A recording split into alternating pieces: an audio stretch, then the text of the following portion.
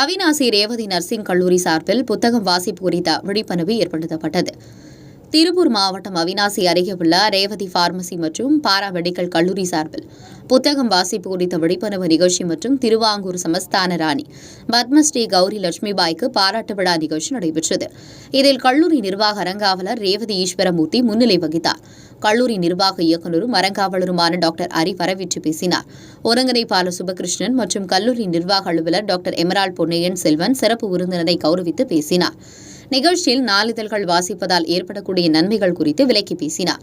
மேலும் நாட்டில் நடக்கக்கூடிய அனைத்து நிகழ்வுகளையும் உண்மைத்தன்மை மாறாமல் நாளிதழ்கள் வெளியிடுகிறது என்றும் சமூக ஊடகங்கள் நம்பகத்தன்மையற்ற செய்திகளை திணிக்கிறது என்பது குறித்தும் கல்லூரி மாணவ மாணவிகளுக்கு ஆசிரியர்கள் விளக்கமளித்து பேசினர்.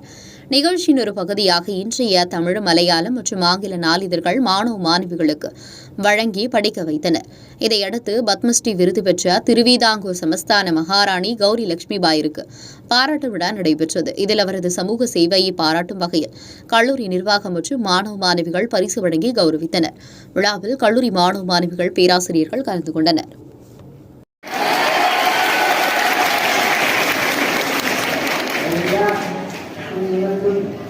They are all children as well as I'm concerned, and they are not so small children, children also staff and students.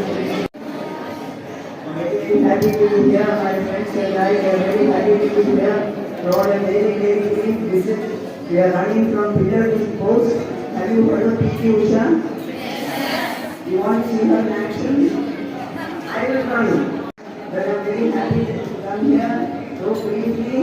I wish you all of you, all the very best.